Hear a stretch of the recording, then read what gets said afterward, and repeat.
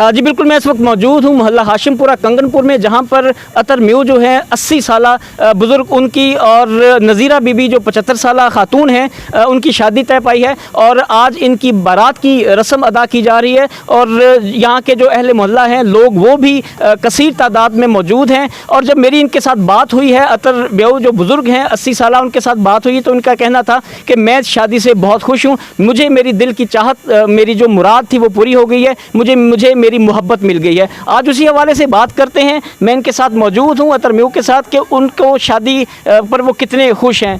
जी अतर साहब, आप आज आपकी शादी हो रही है तो आप कितने खुश हैं? बहुत खुश हैं, बहुत खुश। जी आप बताएं, आप बड़े खुश होगी। आपके कितने बच्चे हैं? जो आपकी पहली बीवी थी वो किधर है? उधर फौत हो गई। फौत हो गई। और आपकी जी? आपकी बीबी हाँ बंदा बहुत हो गया। आपके कितने बच्चे हैं?